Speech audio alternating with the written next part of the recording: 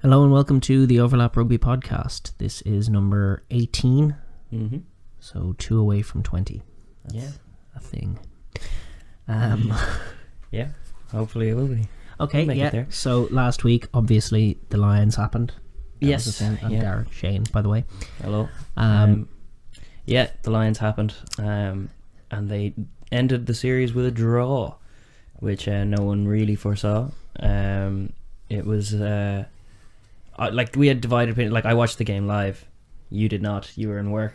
I'll colour my reaction with that. With the fact that Twitter spoiled it. Yeah, Despite the best efforts. But in the moment, in the morning, as it was over here, it was a thoroughly compelling game, and certainly with a little bit of attacking dynamic, fair few butchered chances, but it was definitely more stop-start than the previous tests had been. I felt certainly like Watt's presence can't be understated in making it that way. I really am not a fan of his refereeing style, but there were a fair few stoppages, and that was mainly your point on watching it when we discussed it in the evening after you got back from work. It was quite a stop-start game. Every passage of play felt like it ended prematurely. It wasn't allowed to develop, and certainly there were certain times when an advantage could have been accrued that they weren't. Certainly the decision at the end as well we'll get on to, because that can't be understated either. It was clearly offside, and he made the right call initially, and it was something. I think it was the New Zealand coverage. I'm not sure which of the commentators was saying it, but it's like, would he have given that call in the first minute, or was it only the fact that it was the 80 minutes? I remember you saying that. Their sideline correspondent. Yes, yeah, but they're dead right as well. He bottled the decision. He even said, because we rewatched the highlights just before doing this, and like he did even say to the TMO while George Ayoub while they were back and forthing, he said it was going to be a penalty, and George agreed, and then he came over and he said the word deal twice in his address to the captains, which that hasn't been brought up as much, but it's like he can't be saying that. He's a ref. I mean, deal? What is deal? Are you opening the door to bargaining now with the refs over such decisions? And like Kieran Reid handled it well. The players handled themselves with grace throughout, to be honest. It was a lovely tour in terms of that, the ethos of it, and sportsmanship in rugby, and both of the coaches kind of conducted themselves with that in mind for the most part as well. So that part of the series definitely was a success. It's also true that like it wouldn't have been, as much as a draw is not really satisfactory for anyone. If the tour had been decided by a decision like that, wouldn't really have been a satisfying result for either. We were already past satisfying results at that point for me. I mean, I don't think it would have been any less satisfying, because I think objectively it was a penalty. Yeah. I don't think you can ever rule that not a penalty, that form of accidental offside. And also the scrum that he did then award was comprehensively won by the All Blacks and could have easily been a penalty that way as well, but was not given either. It was a very strange thing to watch. Although it wasn't, because we know Romain Poit, and like I think we said it on this podcast before. We did go on a kind of tangential diatribe about him, but I just don't like their games that he refs because of that. I think there's a kind of an air of uncertainty amongst players and both sets of captains and both sets of fans very often, where there's like any time he blows the whistle, it's just a question mark, and it's what's it going to be. And there was one penalty that the Lions got at scrum time in the first half of that match as well that was suspect. And I thought the penalty against Liam Williams just after half time that Elliot Daly's slotted was pretty suspect as well. There were a lot of them, and he doesn't allow advantage to accrue either. That forward pass call, although I think that was his help on the touchline giving that.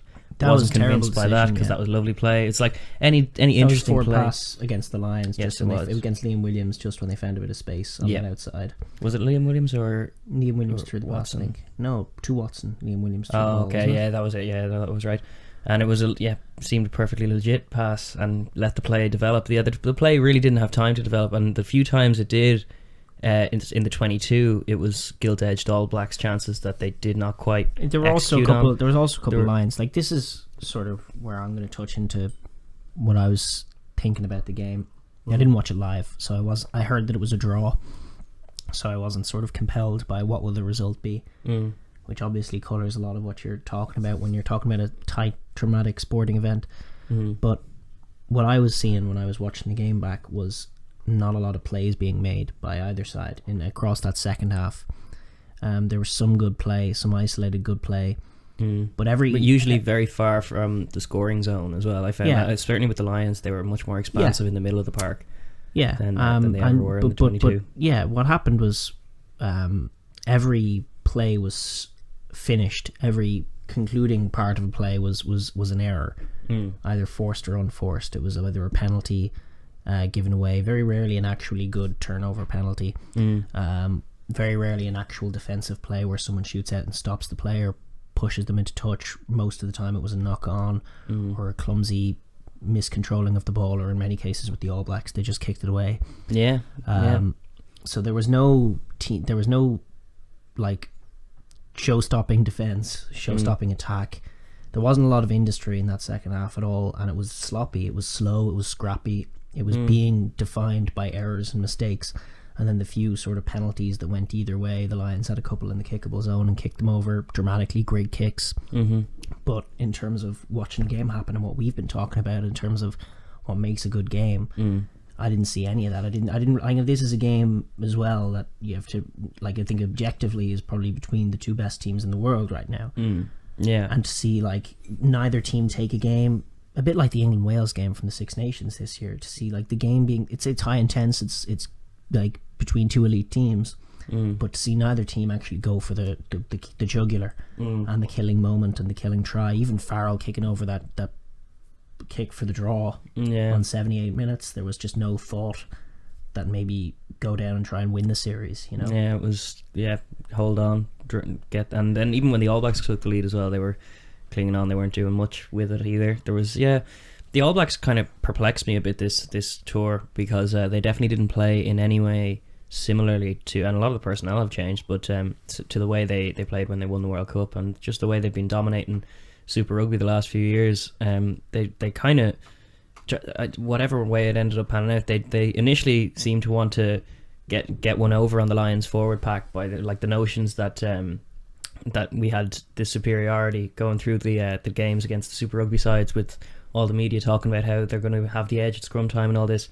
Initially, I think it felt like the forwards getting involved in that, and they kind of wanted to set that precedent first, like match them and then bully them, and then scrums as well. But also their way of navigating around the blitz was to go very, very narrow. That was what I was saying. It's like or kick across over it. In that first test, the inside attacking multi-phase that they were using, with players constantly coming in the inside shoulder, really narrowly around the ruck. That made sense because the Lions were going to use that outside blitz with the shooter. But going forward, especially in the multi-phase, so you're talking about long periods of having the ball not off first phase but just constantly flowing and moving, the All Blacks were very, very slow to shift the ball wide.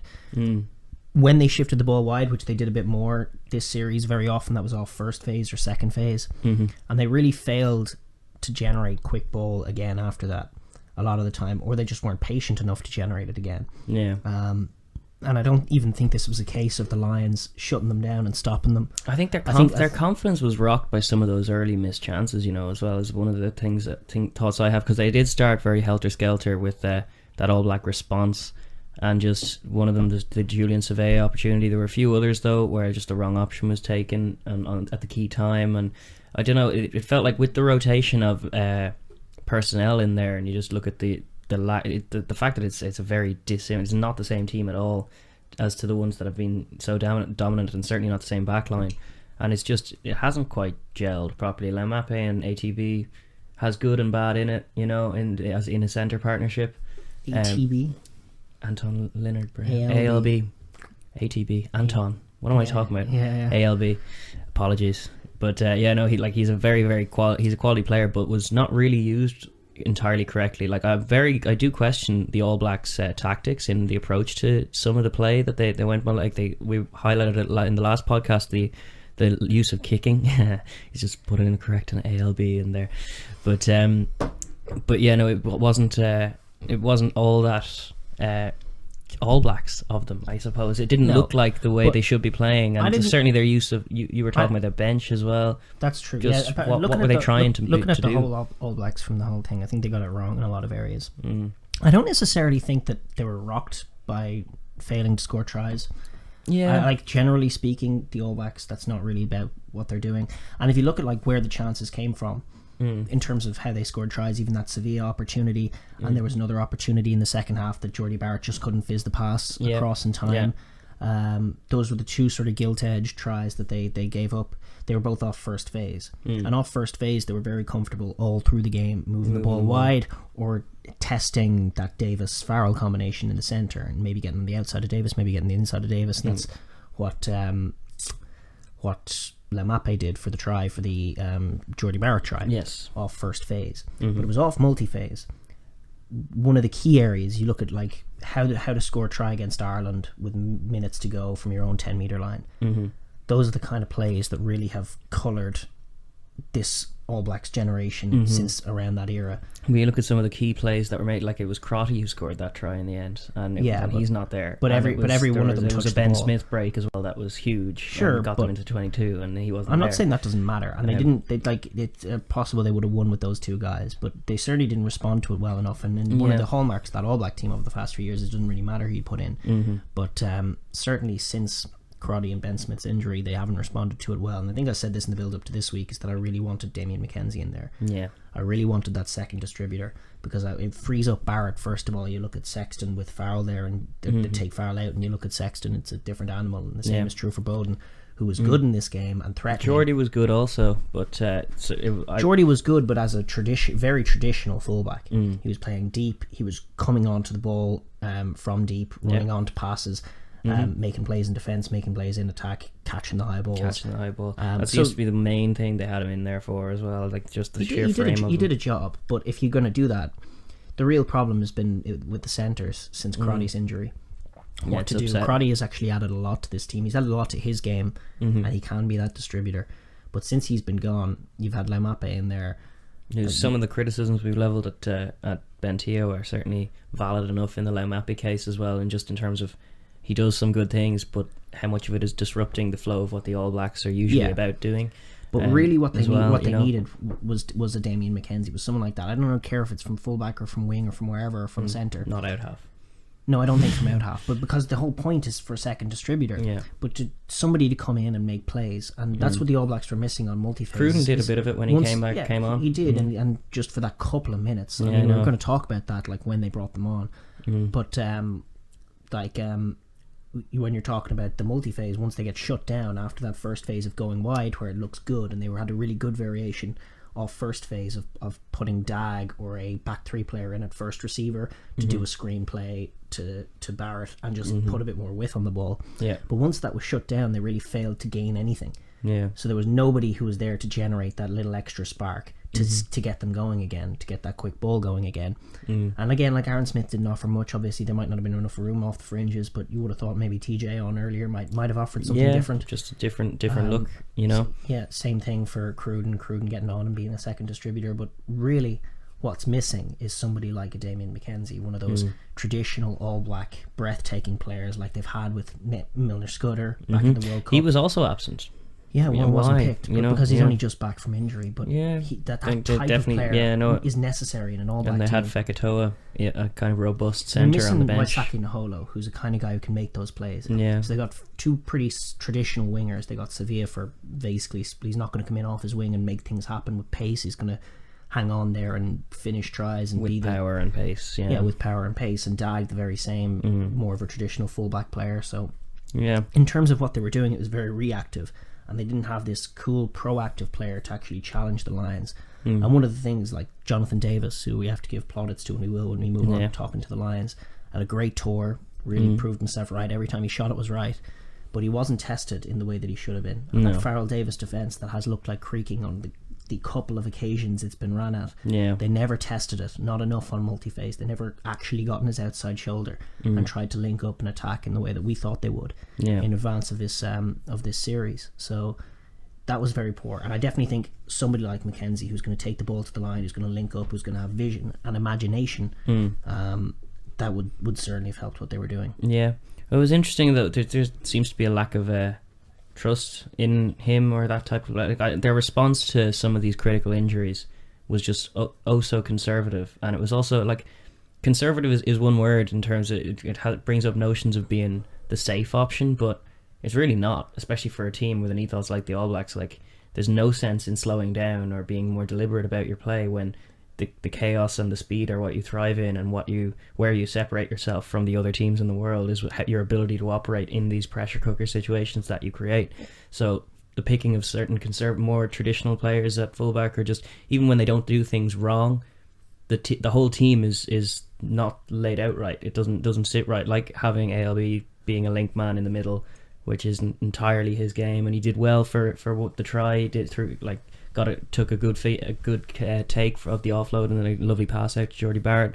But there were a few times he didn't pick the right option as well. As it's not his game. Yeah. So when you use him, basically you're leaning on him as a second distributor almost in everything but name. But that's not really his game. Especially when the outside shooters are forcing Bowden to carry a bit more, which did happen. That was some clever defensive plays on the Lions to try and just force Cruden into the traffic a bit, Bowden into the traffic, beg your pardon. He actually did a good job threatening from there. He did. But 100% they needed an extra man, and when it was Leonard Brown a couple of times, there were runners on his outside shoulder and he went narrow, and that was one to Sam Cane that ended in a knock on that should have gone. There was an opportunity out wide, and those are the kind of things you want guys who are thinking about where the space is, and that's going back to like how you score tries. Just to sort of conclude my point and bring it around, like what we talked about is about the All Blacks, what made them this unstoppable force is so many ways of scoring. Just being the 100-trick pony, being able to do every single thing under the stars, being able to do anything. So you've got your tries from your crossfield kicks, you've got your tries from your first phase breaks like they have been showing, but you also have that powerful multi-phase, you also have that powerful pack, so you can be bringing runners on the inside. You're always going to be tracking after the line break. There's always going to be players looking to make the line break, and they lost a lot of that. They lost a lot of that because they were selecting players and because they had an ethos about taking the Lions on at their game. So they did the scrum, they did the breakdown, they did that work. They selected a big bulky. They played like a very heavy set top couture's game. Like that kind. So they were taking them on up front. They were kicking the ball well. They picked a back three who could handle bombs and who could handle. They also picked a fullback who can place kick better than their out half, and yet they let their out half place kick. Yeah, the place kicking was a problem. There's a lot of issues with Steve Hansen and his coaching ticket and what they did throughout this tour, and certainly there's more question marks over them after this. And it was a throwback to those years that the All Blacks were unstoppable, but always ended up failing at the World Cup time. Yeah. That was it. Like their response to pressure in this tour has been nothing like the traditional. It's or because not the whole ethos has been since about just like going for 3-pointers and going for conservative options. That's been the whole ethos the whole time. Has been we shut them down. So it's like when they with minutes to go in the game when they were 3 points up and they had the ball in the Lions half and they were just dicking around with it, passing it back and forth. Like ultimately chipping a speculatively over the top, which ended in a scrum. It was a bit of a fumble. Yeah, but the Lions were always. It reminded me at the time watching it of the Lions against the Blues. There were very similar situations going on. They were dicking around just with after the ball. The fist pump. And they were fist pumping and thought they had the game won. And they had the ball in the half, and they just shut off. There was just no thought about where's the space, how do we attack it. The game is still going on, and that was true of the All Blacks. And it has like I was saying when I was doing the prep for this, I was kind of thinking, are there question marks over New Zealand rugby, or are there question marks over the All Blacks? And I certainly would lean toward the All Blacks. I think New Zealand rugby has acquitted itself quite well. The Super Rugby teams acquitted themselves quite well. And the teams that won games were the teams that found the big plays and the big tries. Yes, so very New Zealand oriented kind of way of winning a game. It's Whereas very the Satyrs and the Chiefs were very they're a bit more responsive and reactive and trying to manage the Northern Hemisphere side out of competition rather than play their own game. As opposed, exactly. But like the Highlanders just playing crazy stuff and Marty Banks, and it was too quick for the midweek side. That was it. Like it was. It took them quite a long time. The Lions, like the layout or the tour schedule that they did stick to, the games did benefit them. I felt they did get acclimatized to the pace down there, to some of obviously the surface, the haka, any manner of things. They just got a lot of it and got down on the ground and managed to get used to it in time for for the test series, but it still feels like one that the All Blacks let get away more than the Lions. You know, even with that, totally. With that Sexton Farrell combination, like in the first half of that test, Farrell was very poor. Now that being said, some of the fact that he was there allowed Sexton to play as well as he did, and Sexton did play very, very well, and a lot of the inroads they made into the defence were just born of, like, that was the right system of play for them with the weapons that they had out wide, and I still stand by that and think that was it. It's a really quality backline. Yeah, exactly. And they were making quality things happen, especially with ball in hand. And especially in the midfield, in the middle parts of the field. Certainly, the team that found the tries was New Zealand. Mm-hmm. New Zealand, again, especially in that second half, should have been looking to score more tries. Mm-hmm. Should have been really looking to add variety to their attack, especially on offense. Yeah. But they did find tries, and had Barrett kicked his kicks, they probably would have done enough to win. Yeah. But again, it would have been a win not without question marks. Yeah. But the Lions, turning to pivot to the Lions, again, there was quite a bit of happiness after this game, and so there should be, in the sense that... Well, the immediate aftermath was quite surreal. That was after the final whistle. They were both set. There was just head scratching on all fronts, but from and the some Lions' fawning from perspective, Sky Sports coverage up north. Yeah, I suppose they did better than any of us thought they would. Yeah, and that's very true. And they were put together, and the tour was probably possibly salvaged by that Sexton Farrell call, and they had a really good back line, and they had a good back and forth in the pack. Some lovely moments of play as well. Yeah, and especially in this game, the pack performed probably better than they did in either of the two games against an 8-man New Zealand pack. You know, they Warburton had a good game, Toji had a great game, and they did a good job. The scrum was back and forth. Yeah. So they did a great job of challenging where the All Blacks had challenged them. Mm-hmm. But ultimately, in that second half, especially after Sexton went down with an injury, they really did stop playing rugby. Yeah. And it seemed to me like they were clinging on. Yeah. And they were relieved to get over the line in the end, just with the draw. So they were taking speculative pot shots after speculative penalties, but a lot of they were helped a lot by All Black errors. They weren't making plays on defence, which is what I wanted to see. The only person I saw doing it was Jay Davis a couple of times, shooting and doing a good job. But for the most part, the All Blacks were attacking. Johnny Sexton had a good defensive play on Jerome Kino in the second half. When he was injured, he snagged him and hauled him back a few yards.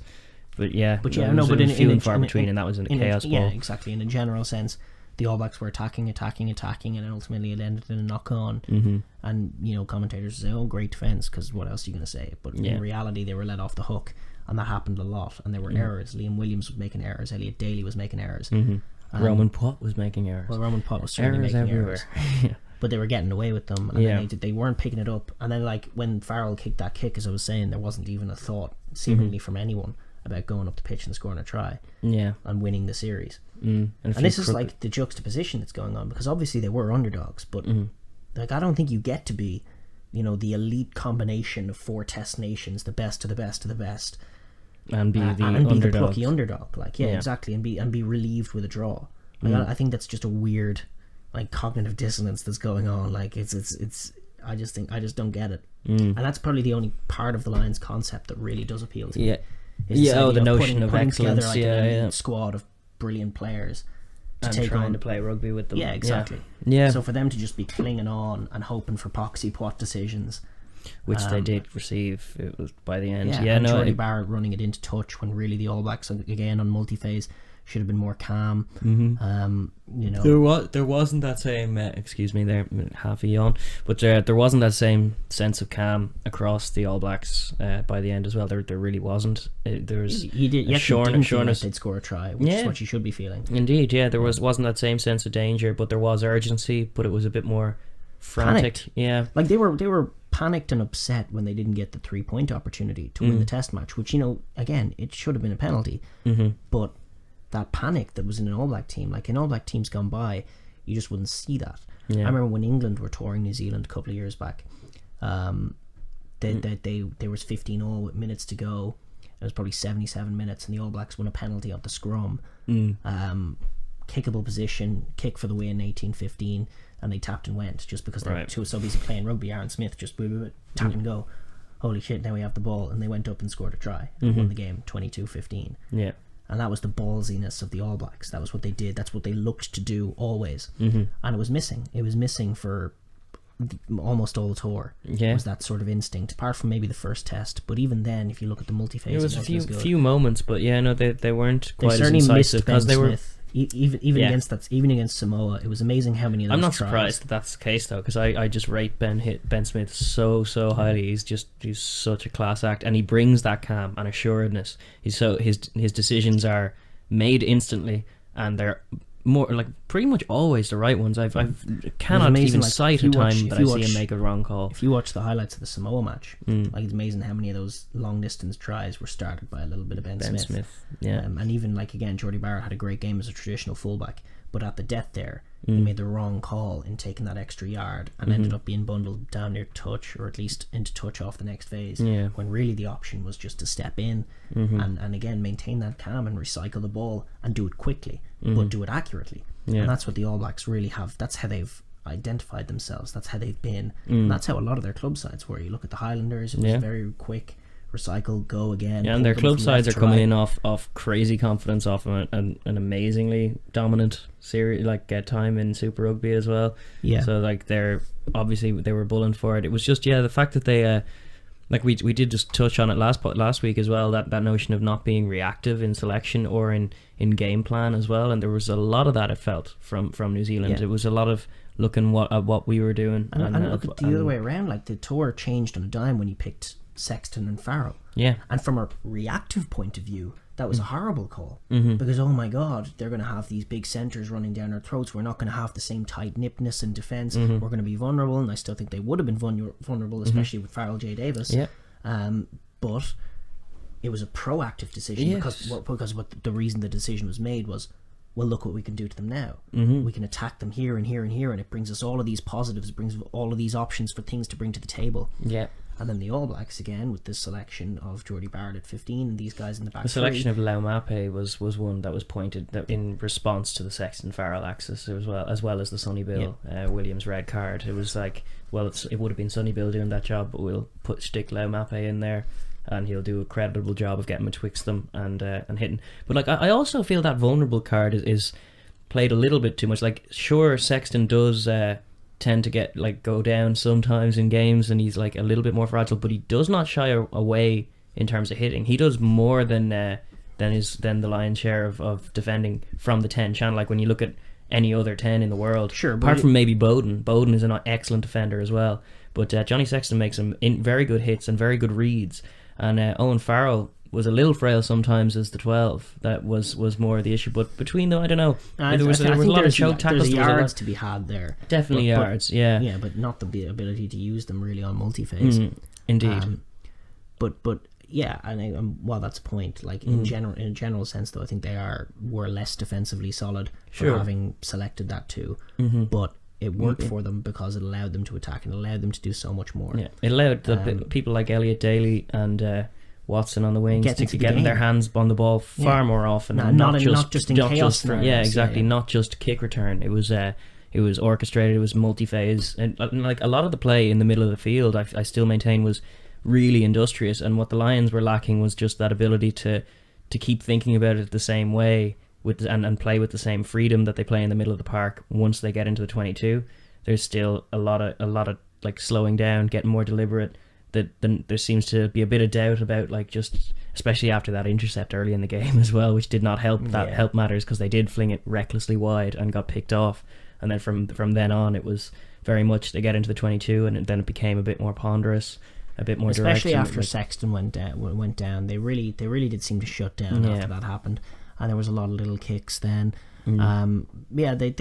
They receded back into their shell, and it was disappointing to see. Like they looked like a team that was holding on, and was relying on the lucky breaks, and got pretty much every one of the lucky breaks that you can get in a game, and just clung on for a draw. So excuse me if I'm not going to be fawning at the mouth of the Lions over this one. I was last week, even though they won with an extra man. I was fawning because I thought, that's how you rugby. do it. You're going to attack them, and they scored. Them, you're going to score tries, and you're going to let them know that a 9-point lead is not going to be enough against us, because we can score 2 tries. And that's awesome. That's what I want to see from a game. That's what I want to see from a team. But I didn't see it this week. This week I saw them clinging on, hoping for speculative pot shots, relying on All Black errors, not even being proactive in defence, not making plays on defence, not looking to intercept, not looking to smack people back. There were some good plays, especially from the pack. They shut down the maul really well. Yes. Itoji did a great job. But by and large, it was very static in the second half from the Lions. After the first half, they lost the game. Like, they won the second half, but it was static. And it was reliant on occasional pot shots, but they weren't doing anything with the ball, or nearly as much. And it was a shame. I thought they should have gone and won it. I thought the game for both sides was there for the taking. It was one of those games, one of those Roman Poit games that decisions were going up left, right and centre. Everyone was static. Nobody was into the game. Yeah, there was very little rhythm to it. Someone from either side. We talked about Damien McKenzie for the All Blacks. It needed someone from the Lions to inject something and to go for it and to attack the game.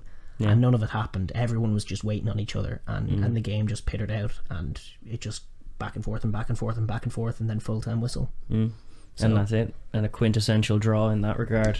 Yeah. But it was a bit of a somewhat of a dampener. But then I'm not going to cheapen. It was dramatic, and I'm not going to cheapen the fact that the tour was a huge success in a million different ways, especially just the way New Zealand responded to it.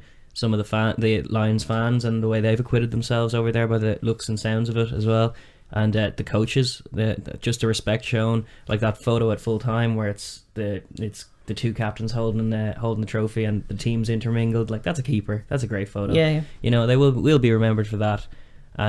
But you are right as well in saying like that the Lions probably should be expecting more, and it's the same, like what we were praising the All Blacks about was that champion mindset, the same way that like any kind of championship fighter has to think has to believe that they're the best of the best, and that nothing's going to touch them.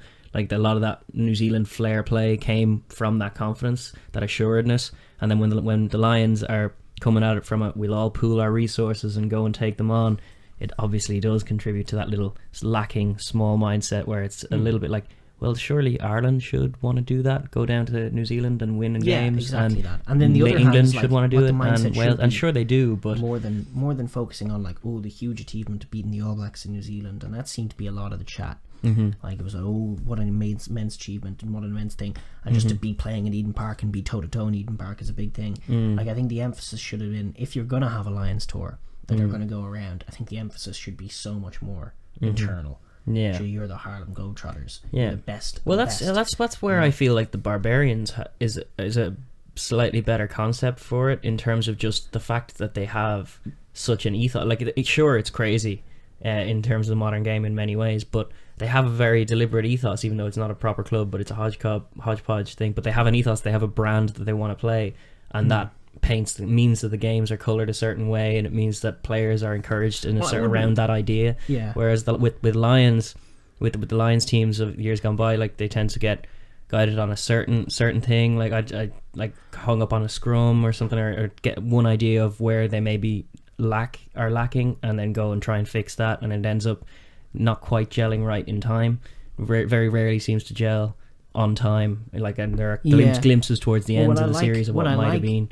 Yeah, what I like about the Lions concept, and not necessarily about rallying the team behind an idea, but just rallying the team, well, maybe the idea of just being the best. Yeah. And being themselves. So the focus shouldn't be like, we're going to New Zealand to try and win a tour in New Zealand. Wouldn't that be amazing? What an amazing thing it would be to win a tour in New Zealand against the All Blacks. And that's the sort of mindset that feeds into that cling on for the draw mentality that we saw, especially in that last 20 minutes. But instead, what should be maybe is the focus around the team just being, you're the best, you're the best, you're the best, you're the best. Oh my God, Sexton and Farrell are playing together. You know, the two of the best in Europe. We're going to cause carnage. We're going to be the best. That's why you're here. You're all top of the crop, and you're going to go and do things. And they should be fearing you. You know. Yeah.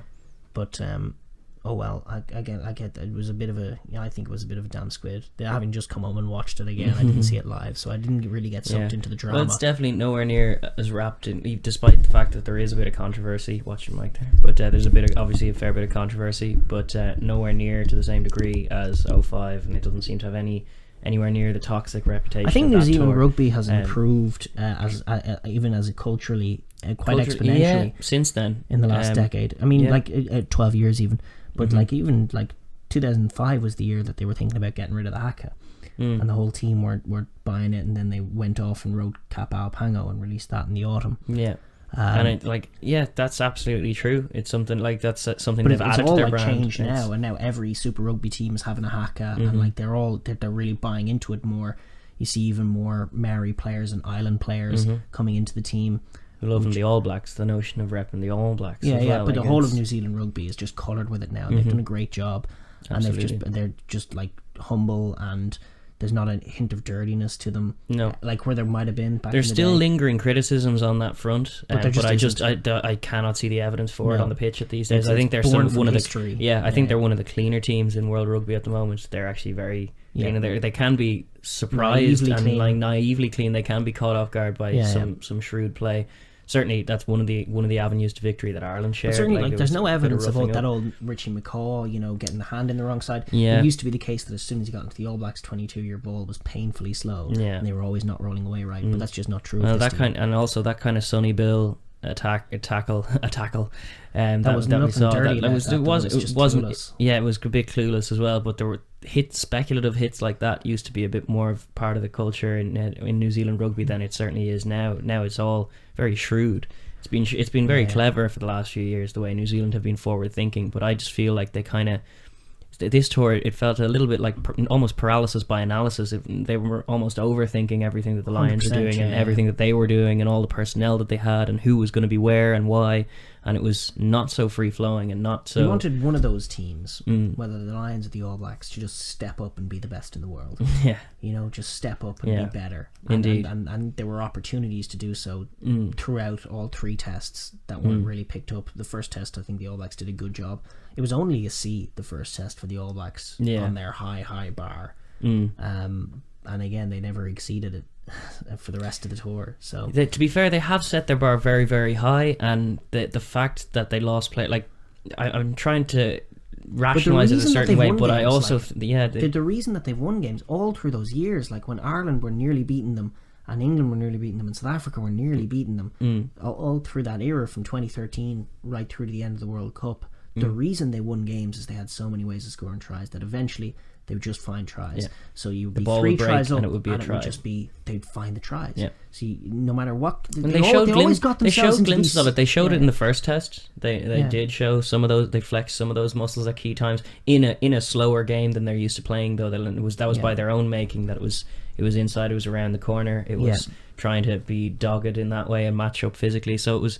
But they did still find those winning plays in those moments, and it took little touches of excellence like Kieran Reid's flick up and some like great passing as well. It took that, but they had the confidence to do it. I just felt there was a bit more on multi-phase though. Instead of generating a multi-phase, what they were trying to do was just generate chaos ball. Yeah. So from a slow ball, they would bomb it into the air and hope that it would break in such a way that they could come onto it and their support runners would be there. Yeah. But they never really tried to generate anything off their multi-phase with ball in hand. So instead they would just kick it away, and it was poor. It wasn't what you expect. No, it wasn't. And a fair few more crossfield kicks, which was to be expected after some of the Hurricanes actions during too many though. I think too many. Yeah, certainly. Just I'm picturing Kieran Reid sliding towards those two kicks in the second test, and it's just like question mark. Was this the right decision? Yeah. And it's obviously it's such a high tariff shot that it's not the percentage play really, especially if you're doing it so often that the defense is adjusting and is aware of it as a threat, an immediate threat.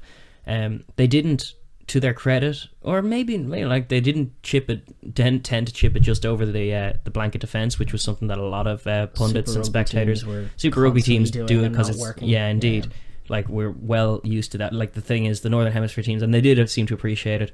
They've been defending with this blitz style, all these players for so long that to think that they haven't come across a panicked chip over the blanket defense, and that there isn't a scrum half there covering, or that the fullback isn't wary and a little flatter because of it. Like it's almost always shut off, and it's chaos ball in the wrong way because you'll just have a counter attack from the Lions coming your way, which many of the Super Rugby teams did experience. The best way to do it is just to have your two lines of attack.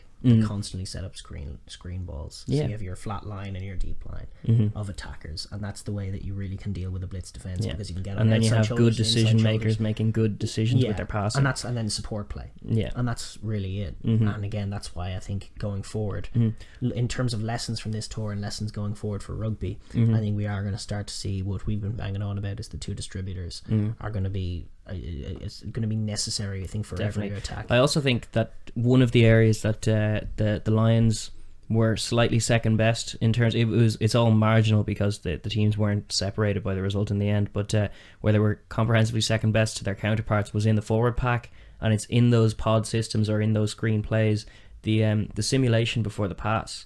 Like you look at Johnny Sexton when he releases that pass that puts Jamie George through the hole, and the way where he's looking miles away, he's simulating so that he draws defenders. Not enough of the Lions forwards were doing that. There were very often times where it would come out to a Tyg Furlong or a Jamie George or someone as a first receiver, and immediately he's doing a big like looping around. It's like all the defenders are just watching him just get ready to throw the pass to Sexton come around there. He's not doing anything other than that.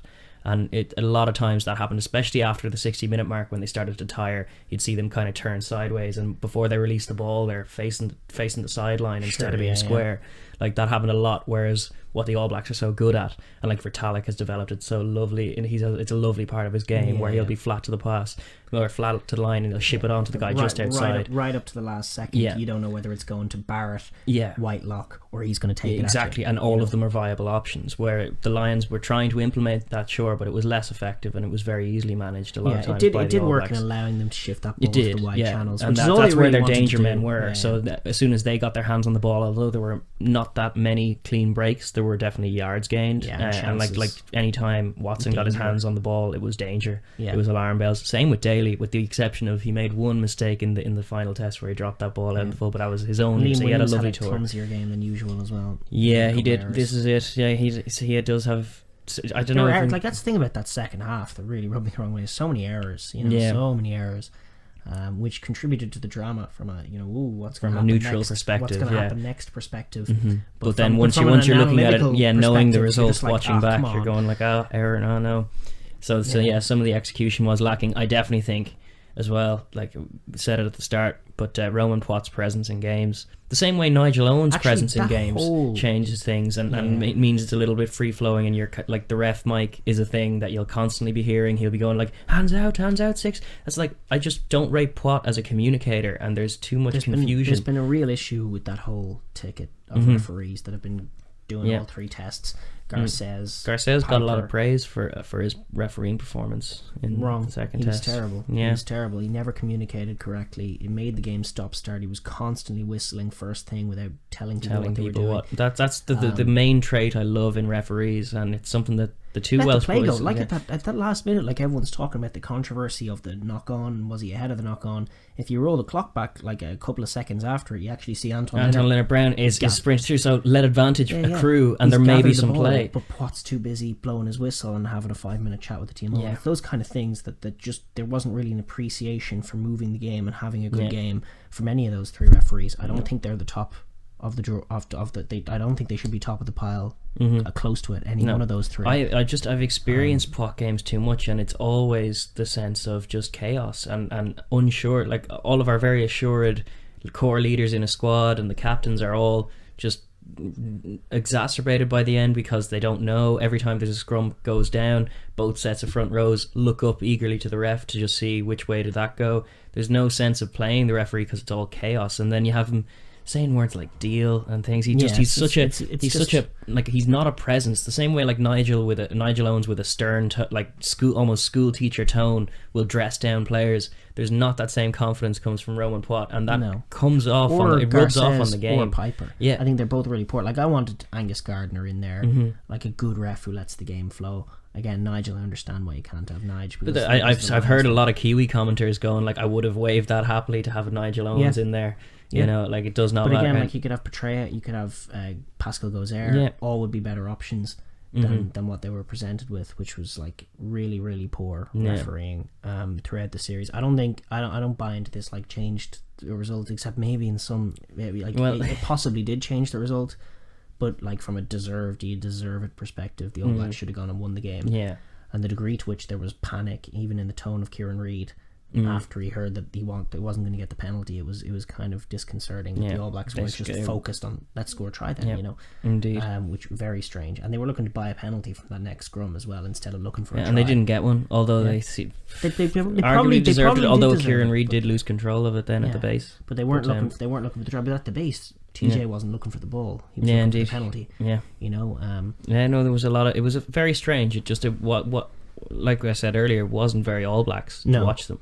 I know. So they just one. Well, I know we've beat up the coaches a bit as well, but I just wanted to expand the bench picking from the coaches, even from the bench they did pick, which I say just should have had Damien McKenzie, wasn't good. Like it was TJ was on at 73, Cruden was on at 74. Very late to have two big players come on. They weren't allowed to get into the game, and the All Blacks could have used a little extra something. So I'm also going to build on a little point that I kind of didn't really touch during the series, but I firmly believe that the Rory Best line out throw gate thing, or what, like the notion that he's not throwing his darts well enough to be started or to be in the test team at all, is bullshit. And the fact that Jamie George did throw those couple long ones because they were leaning too heavily on him.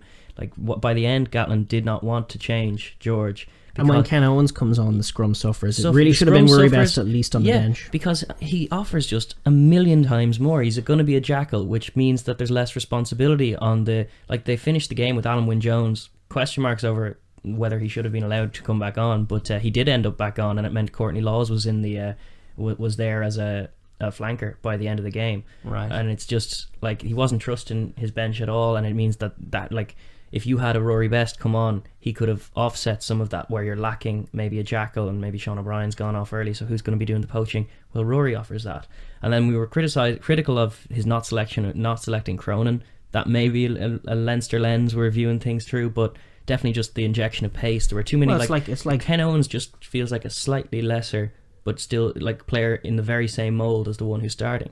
He's not even in the mould of Jamie George. Jamie George offers a lot with ball in hand. Ken Owens doesn't. Ken Owens is a bit of a nothing selection. And it's like the Sean Cronin talk comes less from a Leinster perspective. The only perspective of Leinster might be is we see him a lot. Yeah. But the perspective that it is like Damien McKenzie. It's like add something. Yeah. Change something. Give them something to right. think about. That, like, and that's sort of what was missing. And again, like, just add the addendum that all of this criticism is coloured by the fact that we are acknowledging that objectively they're the two best teams in the world.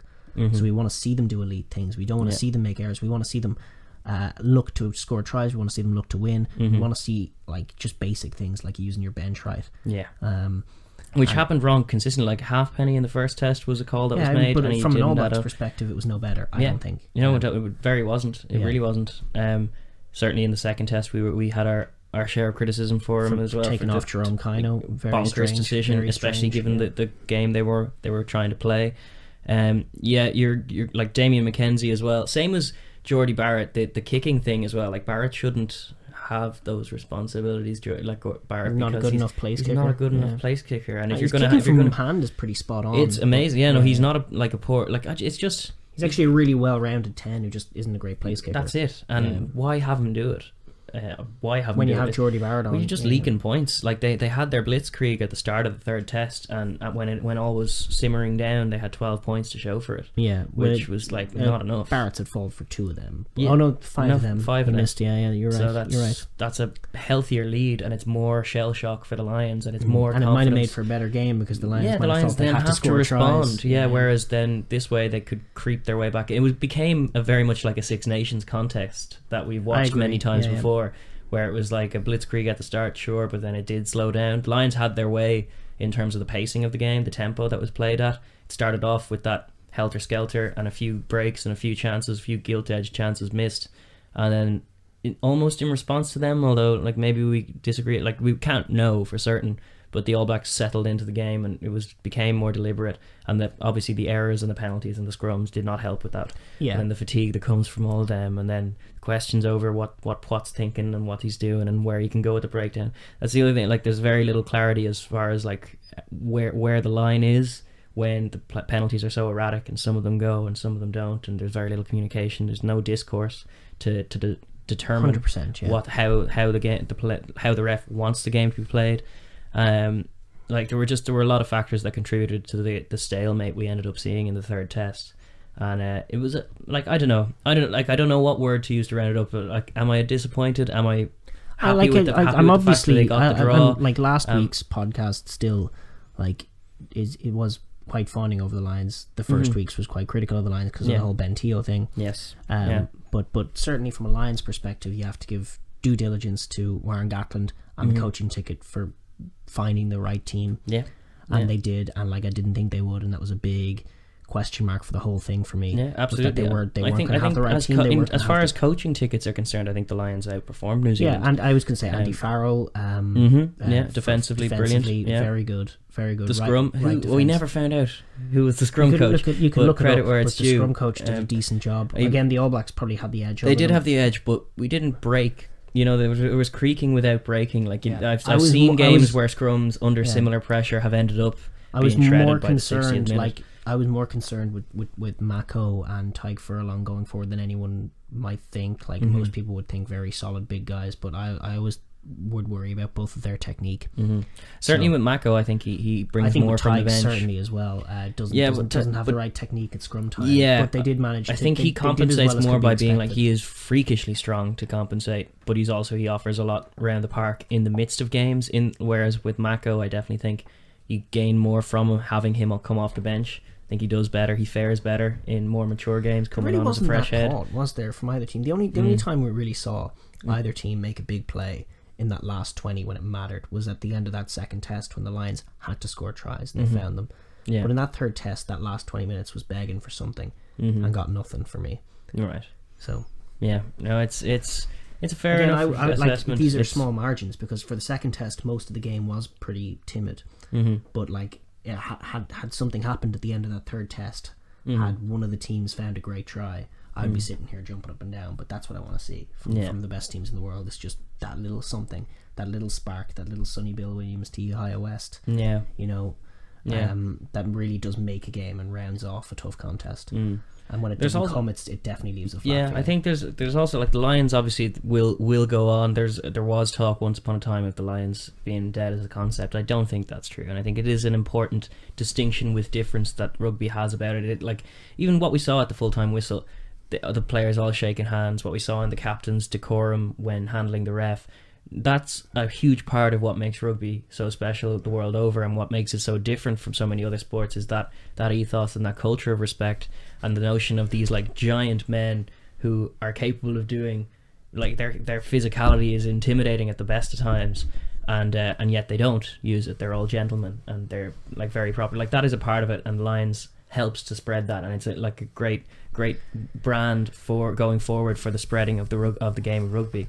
But I definitely think there's a little bit too much placed on, like whenever you see the motivational speeches or the talk of the Invincibles or the talk of all the reputation that's at stake, that also seems to lend into this fear like you don't want to disappoint in the jersey, like you owe the jersey so much, you can't disappoint, can't make it's so rarely like, about you the team playing amazing rugby, being the great team that you are and going and doing that. It's making the old boys proud. Making the old boys proud, or like going off and winning in New Zealand, wouldn't that be amazing? Instead of like inward focus. In a general sense, I could take or leave the Lions. I'm not a fan of the tour. I think I said this back in February. Yeah, it's a contentious view in amongst rugby fans. We know because the Lions is so seminal. Many of the great rugby moments throughout history have been Lions moments, and so many of the great tries have been Lions tries, and certainly the great Lions team, the players who are in it would disagree with you. I got that, but well, obviously, but like that's fine. I definitely agree with your point. Going forward, like I definitely think it detracts in a lot of ways from what other teams are doing. I would also like I do like the idea of a tour, and there's great thing to be done from a tour. Like it's the only proper tour left in the game, if in that sense. So it's the only you go off and you play a bunch of club sides, and then you play a test series, and you're there for like a month. That's a real old thing of rugby that loads of amateur teams still do. That's like this great experience for all involved, going off and touring. Again, I would like to see that return to the international scene. And again, maybe the depth isn't there, but challenge your depth. Yeah. And I certainly would like to see more of that, because it's like two of the every 4 years now are taken up, because in the World Cup here they don't do a summer tour.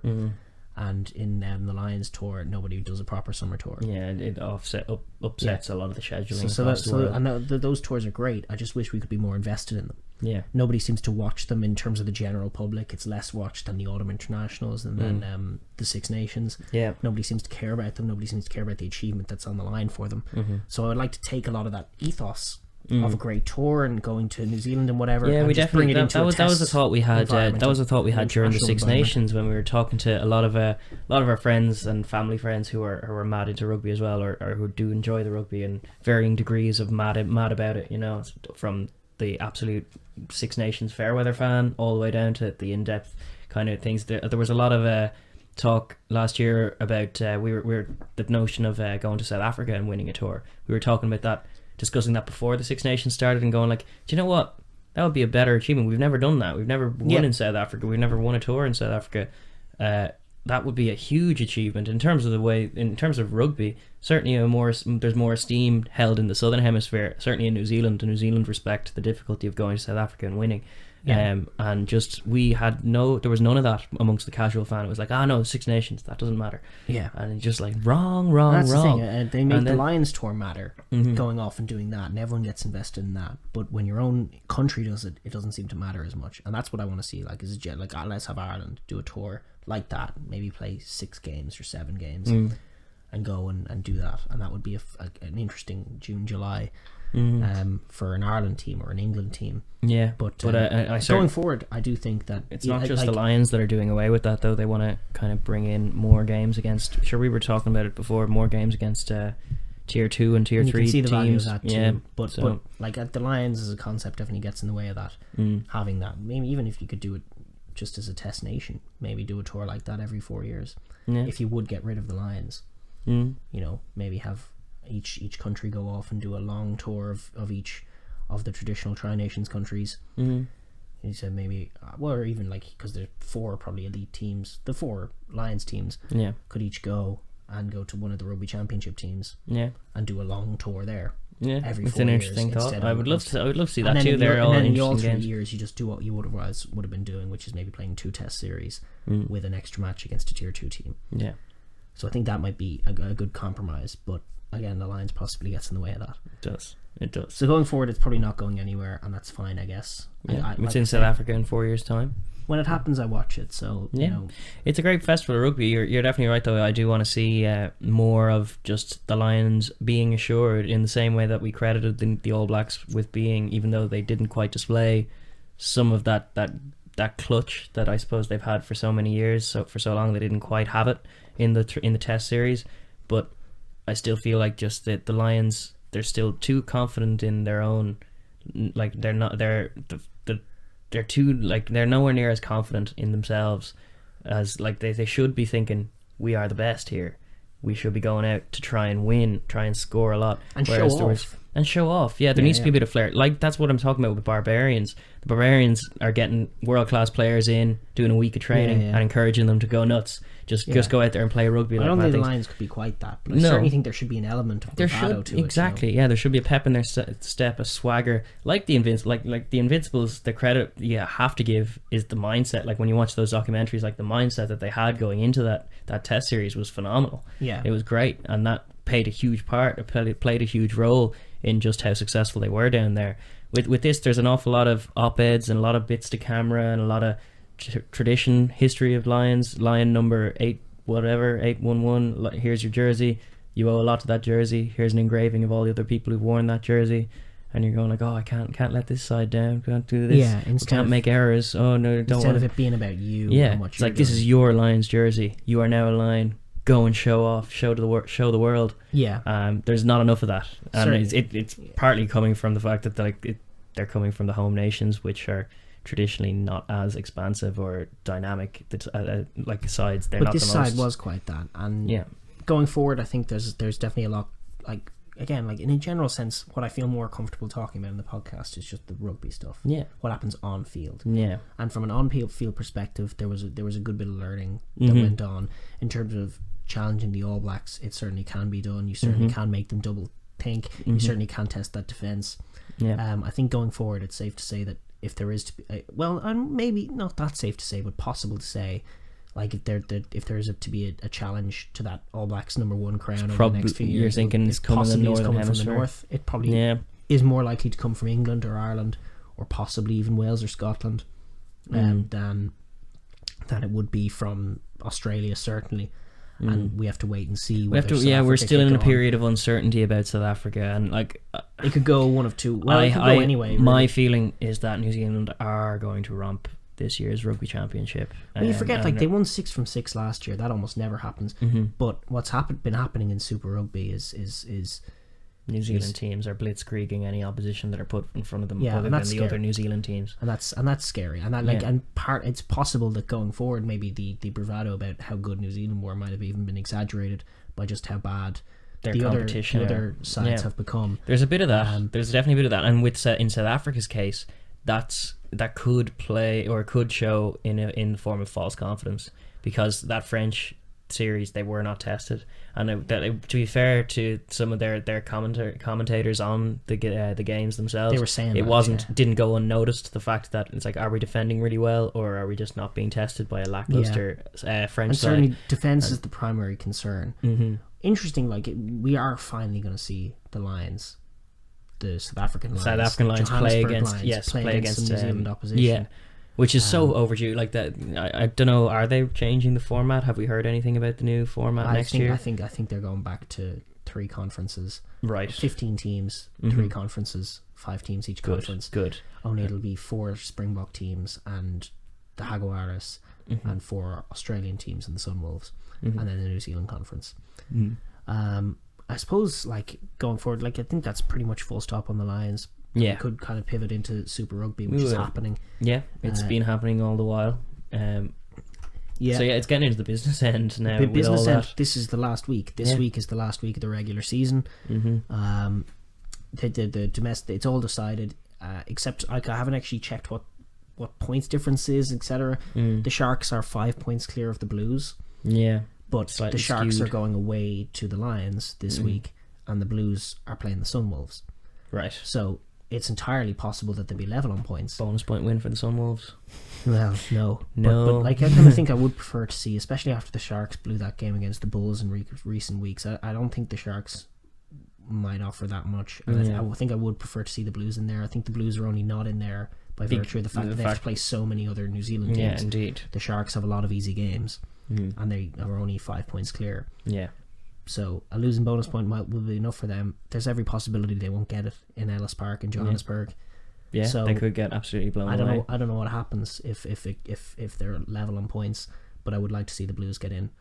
Other than that, the Kings and the Cheetahs are playing for the last time in Super Rugby. Yeah, that's and we're going to have the Pro14, whatever way that we'll works. talk about that soon too. But, like they're coming up north. I don't know how that's going to work. It's crazy. It won't. But they'll be saying farewell to Super Rugby, which will be a bit of a shame for them. Certainly, might be saying farewell to Super Rugby. Hopefully, it's the Rebels. We still don't know. It has to be the Rebels. The Force playing the Taz this week, and because the Reds are going to Dunedin to play the Highlanders, the Reds are probably going to lose. So second place behind the Brumbies in the Aussie Conference will be the winner of Force Taz in Perth. So if the Force can do that, that would be great. Yeah, if they can go cement that argument, because the Rebels, ever since I've been watching Super Rugby, the Rebels are shite. That's always been the thing. It's like whenever you see a teams fixture go with up and down, and sometimes like the Cheetahs make it into the playoffs, and sometimes the Kings are a little bit better this year. Western but Force had a great season. Yeah, but the consistent just propping up the bottom is the Rebels, yeah. And they're terrible to watch. Oh my god, it's crazy chaos whenever they're playing. It's ugly. It's ugly. It's ugly, and it's erratic. Head coach. Yeah. Oh no way. Yeah, he is. Yeah. Yeah. Never worked for him in Munster either, but. I think it has to be the Rebels go. I just don't know. You don't know what these decisions are made based on, so it is hard to know. It could be the Force, but that feels so wrong. The Force are good, and it's like the only Western Australia representative. You're saying isolating the whole one little pocket of that country is where rugby is played. Then, and there's good support for the game in Perth, so I think they should keep it going. So that's going to be a good game to watch. Hopefully, the Force see that out. Hurricanes Crusaders is the game of the weekend. Crusaders shut them down in Christchurch. Be interesting to see what happens. They're going to have Bodie back and Julian back and Geordie back, full tilt. I firmly think that's like just leading into my prediction about that the rugby championship. I think these New Zealand players will all be buoyed by what's just happened there. That Lions experience, and the Lions drama, and the fact that the whole country's been taken over with rugby, versus some of the passive opposition you're watching. You're watching loads of tries being scored against feeble defences across the rest of the tournament, and you're just thinking, it's possible that the box will can click slide at back the right up. time. And we still don't know how good the Lions are. Like, there's a lot of really good players in the box. It really is just about rallying around each other, rallying around that jersey and finding an identity to latch onto. Yeah, because there's still monstrous men who can make a difference on their own. And certainly the way the Lions took on the All Blacks, you would expect the Springboks to be able to offer something similar to that. And they got and they have to for the sake of the game. They have to, because no one needs an unopposed New Zealand as the best in the Southern Hemisphere. No one wants that, and it's not going to be Oz. I don't think it's not going to be Oz. I don't probably think isn't going to be Argentina. It's too much to ask of Australia, really. I've felt that for a while. I've been super impressed with Australia for the last decade, nearly, in terms of just how are they doing this? How are they being as competitive as they are? And a lot of times it's with just their style of play is very, very easy to watch. I do enjoy the way Australian teams attack and play. They pioneered that two distributor method that we talk about so often. And it's that feels like it could be the future of the game, certainly for a short while. Like, it's always going to go in rotation, the same as it always has. It'll be some defenses will advance to a certain point to shut down all the options as we play it now. Then we'll play it a different way that bring us more options to get around this defence, and it kind of loops itself around. Exactly, some seasons are a bit more narrow, some seasons are more expansive. You do notice those teams. Some seasons are very maul centric, and somebody figures out how to shut down the maul, and then no more mauls. Mauls don't work anymore, and then mauls don't work for just long enough that then a team gets caught off guard, like Ireland did to South Africa in the 2014 November internationals. I remember it. Where he just mauled them crazy and caught them off guard with some of their mauling techniques as well. Went flying, like not engaging, and just all these little things, trick plays that come and go. And it did pain me, like when like you credited Italy's idea of that ruck tactic for the England game, and just the response of the English to that was so wrong and like so small. Yes, and it's like, we have to change the laws. It's not rugby. It's not rugby. It's like bullshit. You deal with it. Pick and jam. It's what you do anyway. Just pick and jam, and that'll create the offside line. I don't know, but it's definitely those trends, and the Springboks need to be at the heart of setting that. That's for the sake of rugby, because they have so much quality there. And they still play the game in abundance, and they still like the game. Yeah, and a lot of their exports are winning big in Europe. Yeah, I think they could rally this year. I think they could beat the All Blacks in Ellis Park this year. I mean, I hope so. I'm looking forward to it. Again, we're going to learn a lot more when we see what happens when the Lions play.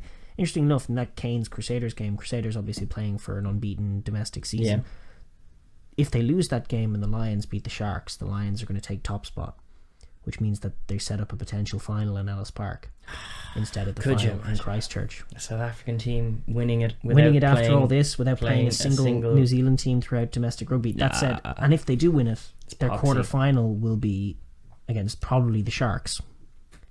So they'll miss out on another New Zealand team. What is that? I don't know. I can't understand how that's been allowed to happen. Which means they're going to go through their whole season, and they're just going to have to be two New Zealand teams at home in the semi-final and final. And when they do that, then they can become Super Rugby champions. That's it. We still haven't seen them do it yet.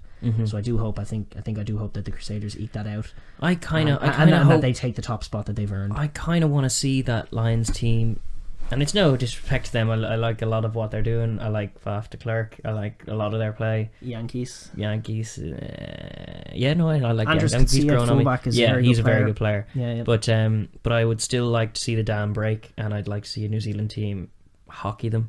For some reason, I could just want to see that happen. You just want to see the whole of South African rugby wake up and start learning about defensive plays. Well, not even learning, but just re-engaging with the notion of like let's bully. No, not even defending, bullying teams. That's what they're good at. Yeah. They bully teams into submission, and when they have success against the All Blacks, it's very often in the rain. It's very often with the kicking. It's very often with the smashing.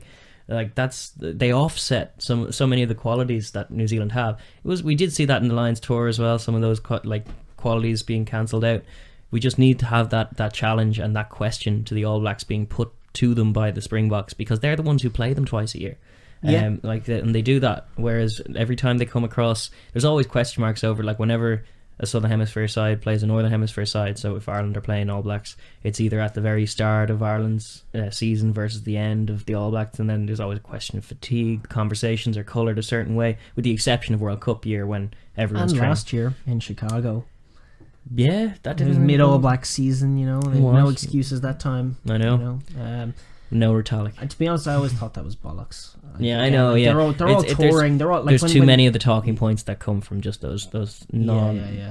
They're nothing points really. I It's think hard. so too. Yeah, I know. So it is hard to gauge with it, but I don't know. The Springboks need to be the ones. And the way that, like, the path forward, we've said it, we've been harping on it about it for ages, but they need to be defending less passively than their club sides do. It's still crazy to watch some of those South African games, especially when they're playing against I would weak love to see opposition. them like they dominate Argentina. Yeah. In the way that they haven't, like, because that Argentina team, like the Jaguares, they're so fucking brittle. Yeah. They're so brittle, and they just get if scared. they get a run of a flow of 20 minutes, they can score 3 when tries in quick when they were succession. doing that to Ireland, I remember screaming at the telly saying, "No, we need to do the shooter defense or the blitz defense and shut them down." But we kept doing this reverse drift that let them into the game. their The winger, Bucks they are very played similar to that. But in the next game, in the semi-final that happened after, they shipped Australia, 2 intercept tries in the first 10 minutes Yeah. against Australia because they were shooting up on them and getting in their face. Indeed. And that's what I want to see the Bucks do to Argentina this year. I really want to see them like attack them, beat them up at the scrum, because the Georgians bloody did. Yes. Beat them up at the line out, and then beat them up in defence. When they have the ball and they're running, don't be panicking, don't be reacting, be smashing, be getting out, and obviously be technical. Don't be giving away yellow cards. Indeed, yeah. But or have red cards. Jesse Creel and Serpentine obviously. Serpentine, we need to touch on that. He had a tremendous tour. Yeah, and he needs to be leading that defence like he was doing. And Jesse Creel coming up, that's partnership, getting time to gel again in a Bok jersey. Yeah. That's what I want to see, and I want to see them put Argentina to the sword and really set up their season, because I believe like most of the years start with back-to-back South Africa Oz and back-to-back Bledisloe.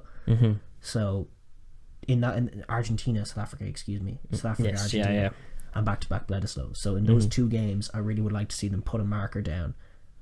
2 5-point wins, home and away. Let's set up the big match against the All Blacks. What if you see Argentina win and then? Well, that's what's going to happen. Like this is what's been happening the last few years. Is that you've got a Bok team who've come in with a bit of hubris, thinking they'll win and thinking they'll dominate, but not really being engaged with the concept of how you do it and enjoying doing it and getting out and causing the Argentinians to feel pain and to scramble and to rethink what they're doing. Instead, it was very reactive and very passive in defence. And when they were sinking offloads, I definitely think it's like what you do.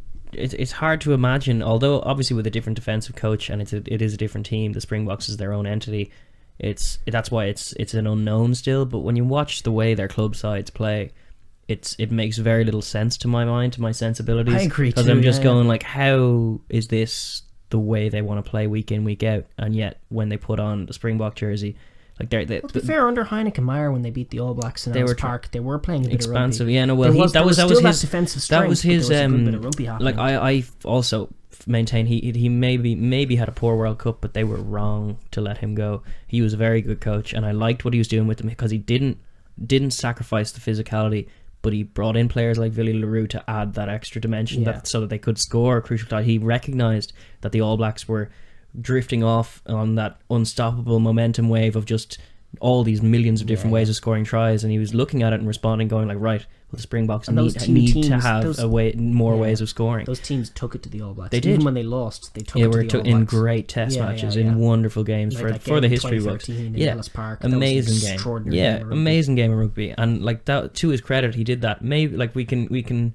sympathise from an Irish point of view in maybe getting things a little wrong come World Cup time, although their response to the initial loss was very impressive. They got their heads in gear. Get to the semi-final, and they got to the semi-final. That was still a tight game against the All Blacks as well. Exactly. And they let him go for the sake of what have we got now? It's very chaotic. It's chop and change. Sometimes their lineup isn't quite settled, although I think they're getting there.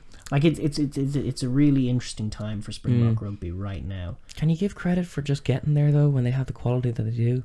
Yeah, I think you can, especially after what's happened. I think you can give them credit for what they've done this summer tour. Yeah. The question is whether they build on it. Like there's still a huge question mark. There's also a question mark as to what is the difference between what France made them respond to versus what they were proactive against even France, Argentina though. will offer to them. That's true. Like that's true.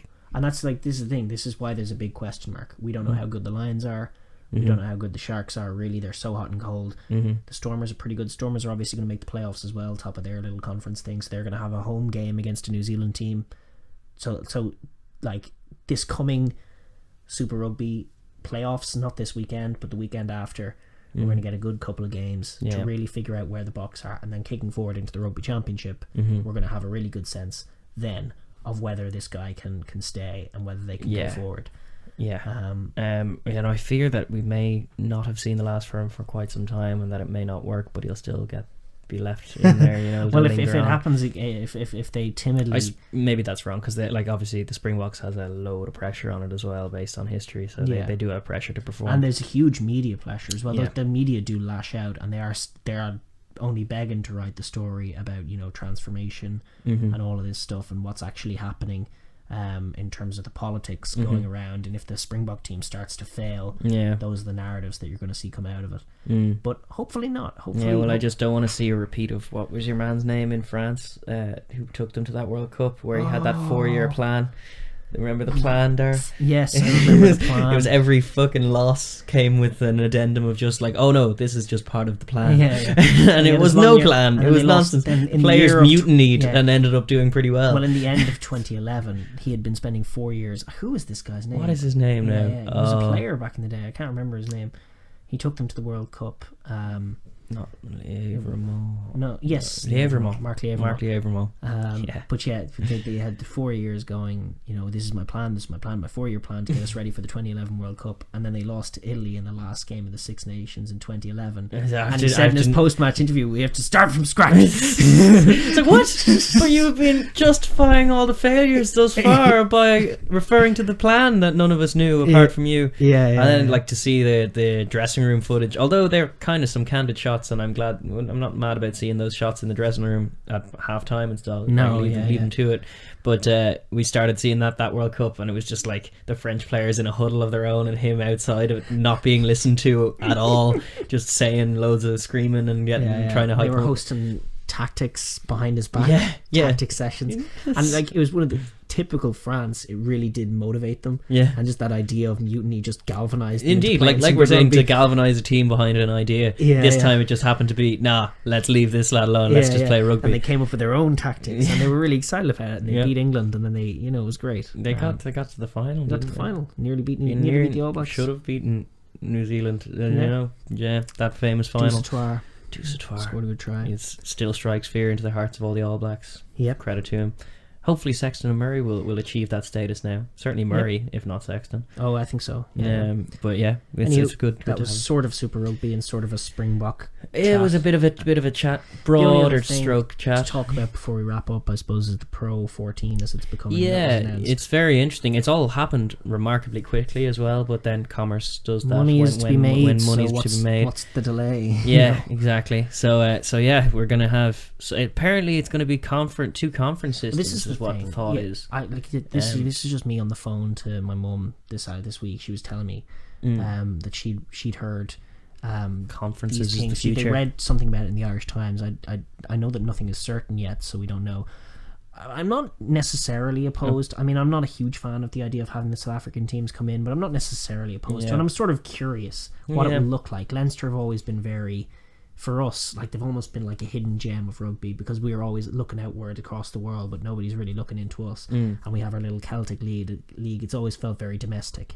So the idea of the Pro14 becoming this sort of global league is kind of different and interesting. And like maybe people will be watching it, and then Leinster will be expanding domestically outside of just Europe. And we do have the platform to do that. Certainly, if Leinster will be thriving, more able for this job than say Dragons are intimidated by the notion of it, and it will put a strain on some of those smaller clubs, and I wonder, will it offset some of the development, that's, although it's still arguable as to what that development is for the Italian clubs that has been there thus far. Will that be diminished in any way?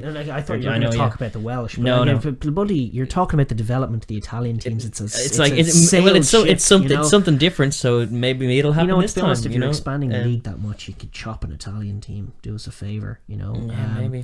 But as it is anyway, what concerned me to hear was that apparently they're divided. That there's rumor that the way they're going to do it is divide it into 2 conferences. So my first thought was like, okay, so we have like an Irish conference, with maybe an Italian team in it, like New Zealand, like 5-team conference. Is that it? Yeah. But no, apparently it's like 2 conferences that are split nationally evenly. So 2 Irish, 2 Welsh, 1 Scottish, 1 Italian, and 1 South African. Right. And what concerns me about that is like apparently you just play within your conference. So many domestic games are missing.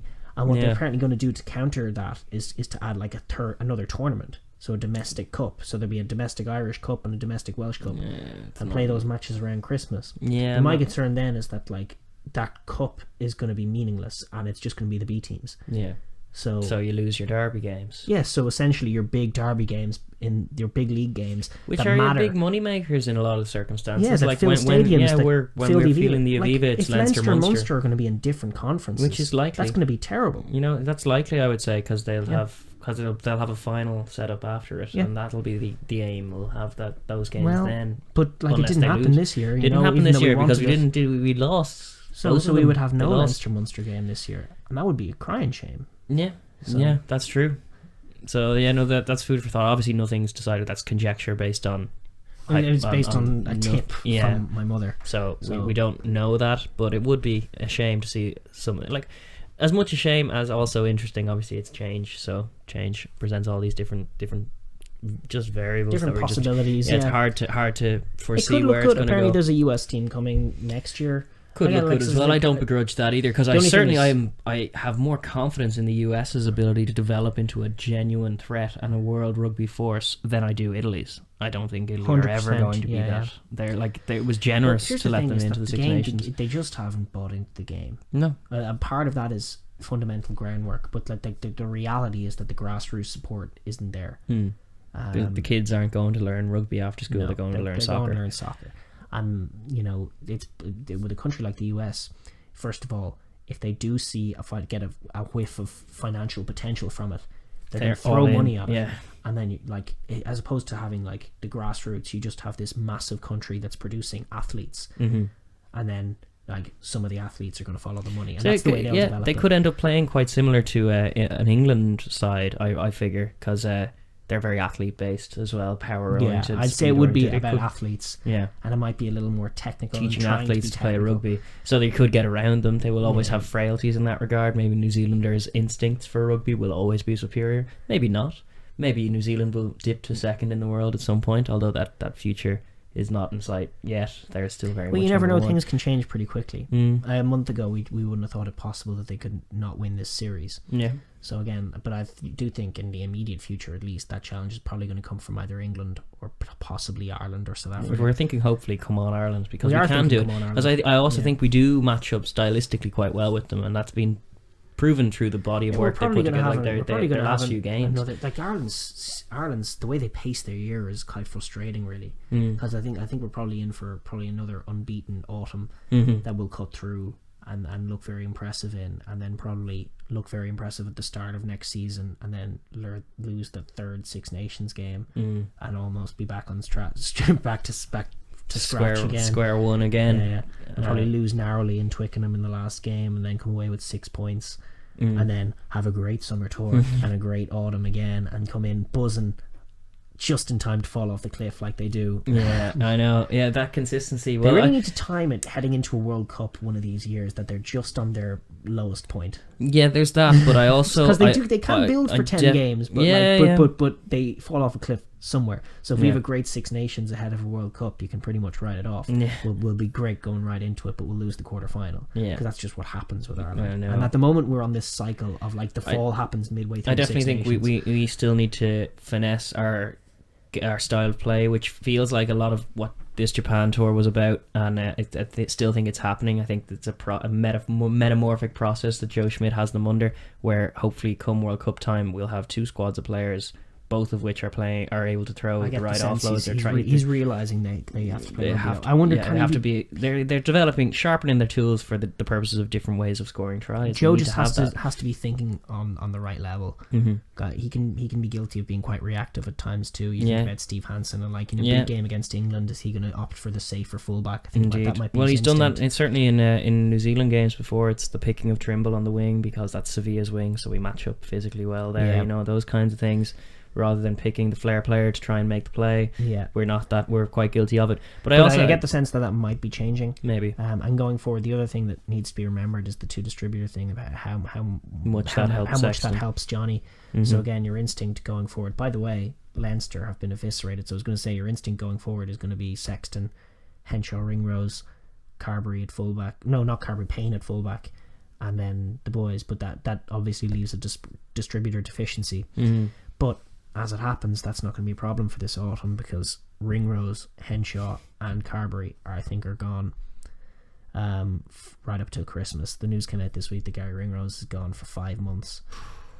Jesus. Yeah. What happened? What's his injury? I don't know, but he's gone. Because I know Henshaw ripped ripped month for Leinster and possibly Ireland as well going forward. But it does give room in the autumn for a little bit of experimentation. Yeah. And so often we succeed in the autumn, Ireland, with that experimentation thing. Yeah. So you always have like new combinations, and we always look stretched. We don't pick on at form. autumn time. We need to pick on form. We more. never build on it. Yeah. We often in the autumn we do experiment, and it does look interesting, just like we were on this Japan tour, and then we win. Like we beat Australia, and everyone's talking how amazing was it they beat Australia, and they had this lad on the wing and this lad here, and it happens almost every year these days. But then they never build on it in the Six Nations. Once the Six Nations rolls around, it goes right back to the A team. Yeah, and they always there's struggle. still a notion of an A team, which is wrong. I think it's doing a job for a jersey, and you're picked where you're picked. Just you go in and do your job and do your role, and then come off the bench and do that. And whether it's one way or another, he is building that thing where it's a rotation of guys. The rotation is definitely good. Yeah, as soon as someone drops out, another guy comes in who does know the play. That was always an instinct of Joe's, is to set that up. Even back at Leinster, he loved that. Yeah, he wanted that idea, and that's dead right. I think that is one of the keys to success that Ireland have, because we've set up very good academy systems. Certainly Leinster's academy is up there with the best grassroots academies in the world, and we're producing good talent, so it should be about getting them involved.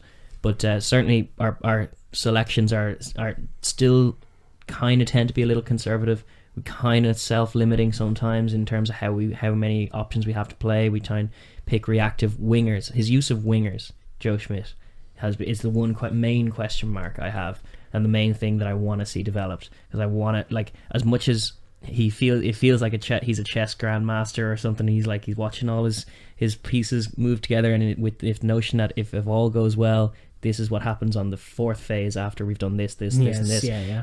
Like all of that kind of plotting and scheming. You need to have some variables, a bit of X factor, a bit of Damien McKenzieing from your back three players, particularly your wingers. Also your fullback. I definitely would like to see going forward either a distributor come in at fullback or someone like an O'Halloran or something like that who can add a spark, who can link up as well. They need like New Zealand. It's about the multi-phase attacking dimension that needs to be. It goes flat too often. Yeah, and we like it's always been a thing of gelling the four provinces together, but in terms of ethos, as far as clubs are concerned, like obviously Ulster are tailing off a little bit this season. Hopefully they can get back at it. They have an ethos. They play good rugby when they get going, but they're just a bit frail. They're still prone to the Munster ethos under Rassie Erasmus, and then like what Connacht and Leinster have been doing, especially this season, and like Connacht the last couple of seasons, and then Leinster this season, is that running rugby New Zealand ethos. And there's a tradition of that in Leinster as well. It goes back to the generation before with O'Driscoll in the midfield and stuff. So that we've never quite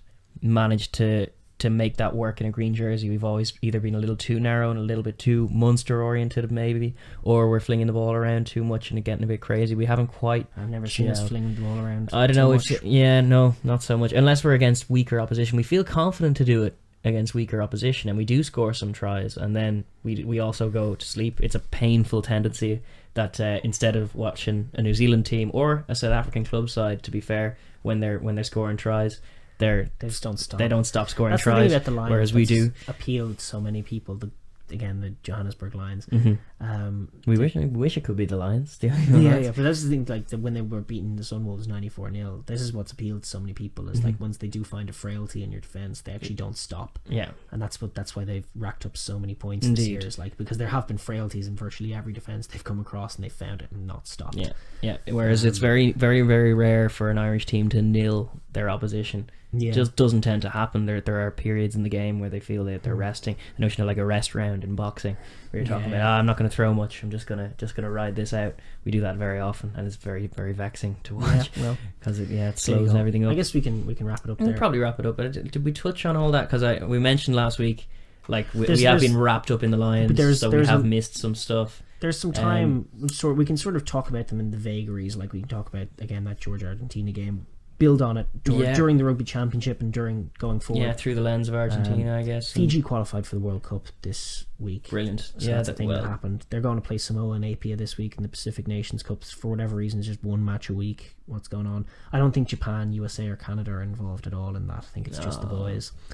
It's a bit, That's unfortunate. Yeah, no, they should all be playing together. Yeah. And amongst Fiji beat Tonga. It's good on them. Fiji now unbeaten still. Fiji looking good. Fiji looking very good. So they beat Tonga 14-10. They're going to be in that group now. Really interesting group. Wales, Australia, Georgia and Fiji. Yeah. So I really want, by the time the World Cup rolls around, I want to see one of them beat one of the tier 2 teams, one of Georgia or Fiji to beat one of Wales or Australia. Yeah. Going forward, it looks like we wouldn't have said it maybe a year ago, but it looks maybe more likely that Australia might be more vulnerable than Wales. Yeah, well, Wales are a bit like the Box. There's a question mark over Wales going forward. They could like the talent is there. I still think the ingredients are still there. Yeah, that's why even when they're further down the rankings, they're less far off the pace, because it's a matter of just getting it right. Which they haven't done yet. Is Gatlin going to be there? Is the big question now. Is it going to be Gatlin Towley? Are they going to revert to type? I hope not. Is it going to be a new Gatlin who's learned? Maybe that. Yeah. Well, I think he has turned his attention back to Wales anyway, so that seems to be a hint. Did he say that? He says he's turning back. He's not going anywhere. So I think he's going to be there for next season at least, and he'd probably be taking them to the World Cup at this point if they're going past the tipping point. Because there's no if he's taking them into next season, they can't get a new coach for the World Cup. So it's going to be a Gatlin Wales going to World Cup, but perhaps a Gatlin different Gatlin. So Gatlin who's learned. Maybe. So again, like the Box, question mark over Wales. Yeah. So we don't know. Yeah, but again, like the Box, the caliber of the players they're producing are still very good, and they still have the systems that are producing young players as well. So it's less to fear for them than someone like Australia, who are struggling to just get the players, and they're not being capable of supporting the clubs. And they're just the popularity Perhaps of the sport the four being on the way. franchises might gel together. They might have bigger player pools, obviously. All those. Hopefully so, because there's still a lot of talent in Australian rugby, and there's still a lot to be given to the game in the way the Australians play the game, and it's very different from the way anyone else plays. Even New Zealand, they attack very differently.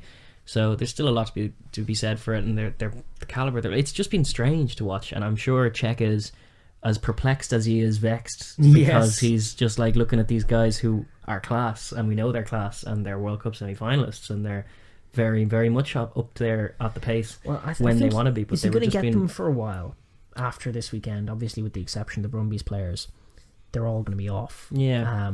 So obviously, it's quite possible. And think of that Force Taz game that we were talking about could end up being the day the Taz finally gel. Hopefully. Falau finally seems to have been growing all season, and now he might be back, and Foley might be back. They're utilising him better. The next thing that would happen will be he gets those boys into an Aussie camp for a month. Yeah. Before the Rugby Championship, and that's like a month of having Cheika there, because this has all happened. This collapse has all happened without Cheika talking to them. Indeed, yeah, they've been back at their clubs doing terrible stuff. Maybe with a month's prep, he might get them in order. So again, question mark over Australia. So lots of question marks going forward. It's interesting. The scope of international rugby is interesting. Yeah, and it's widening. Yeah, and it's widening, and like certainly that tier 2 conversation is interesting, and those teams, it's good to get familiar with those teams and what they're doing, and are they going to make the step up? At the moment, it looks like it might be Fiji, could be Georgia, could be Japan. Who knows who's going to make the step up? Fiji are probably in the driver's seat right now, but Fiji and Georgia are both ones that are trending in the right direction, whatever pace they're at, whatever place they're at right now. Like obviously they did, like Georgia ended their season by getting blitzkrieged by a fast Argentinian team. Blitzkrieged, but not without firing a bolt or two of their own. They still fired bolts. They were at the end of a season, so it's hard to, like, if it was on an equal footing that way. Maybe they just need more exposure to that pace of game as well. Like, but I love the fact that it does look like there was no Gurgadze or Zirakashvili. There you go. None of those old stalwarts of the Georgian team. So very unlike You know, an Italian team where it's like, oh, it's about Parise, or oh, back in the day, it's like it's about Dominguez. It's like, no, it's about not their really forwards about that. are very like, good. These are like a young Georgian, you know what he's going to have to him, and so it's not about individuals really. There is a touch of that rotation aspect to what Georgia are doing as well, which is more inherently more sustainable than a star team. So that's with what some I'm star thinking, players, is that they're a trending the right once-in-a-generation direction, team and with nothing personnel behind don't it. matter, you know, so that's good. It's positive, and the style of play they bring, and the same is definitely matches true up of well. Fiji. Yeah, Like, it doesn't really matter which crazy dude, as long as they got Nakarawa in there somewhere. Because Nakarawa was amazing. He threw some classy passes against Wales or against Scotland as well. He's an immense man.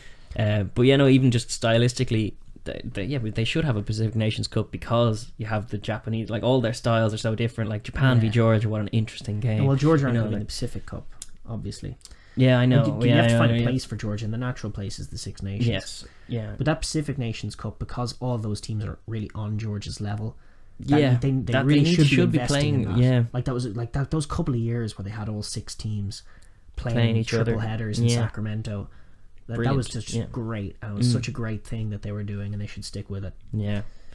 But anyway. sure, look, we'll be back next week.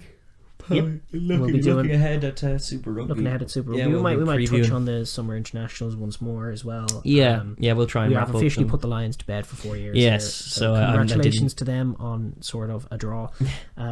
So fine. Yes, They did better than I thought they'd do. So they did. We have a bit of we certainly have our fair share of egg on our face for some of that Lions tour. I think, again, like I was saying, from a personnel point of view, we probably are prone to get it wrong. I don't think we're wrong from an ideas point of view about what he should do and what we should be seeing from the All Blacks. We just thought we would see it, and we didn't see it. Yeah. So some more questions for New Zealand of all. This is how we should have lit for the whole podcast, but there Apologies you go. For anyone watching us in the dark. We've been in the dark the whole podcast. The lights kind of dimmed in the last hour. Isn't that better? Yeah, anyway. So we'll wrap it up. We'll be back next week and review some games, and maybe we'll try and get back to some of those segments we were doing before. We'll try and touch on some of these ideas. Definitely of the main ideas that we've been putting forward have been about like winning tries, finding ways to attack the game, and then about those two distributors in attack. It's always great when we have games to bounce off to. We can analyze games with that, but what we feel this podcast should be about is some of the ideas and concepts, the slightly deeper thinking about games, but just what happens on the field, mostly, as opposed to what happens off. So we talk about traditions and things like that. I think main focus should be about try and put that to bed. What happens on the field, and that's one of the great things about Super Rugby, is that so much of that off the field stuff just isn't anywhere near the media or anything. Like, it's just about what happens on the pitch. Yeah, and that's why their coverage tends to be better. Certainly, we prefer it where they're just reviewing the game play by play, rather than talking about this guy who used to play for this and used to kick this, going off on weird tangents and soliloquies about nothing. And we want to get more about the game itself, because it's beautiful. That are going on. Anyway, so we'll wrap up. We're gonna. Do you want to do that? Bye bye. A swing and a miss.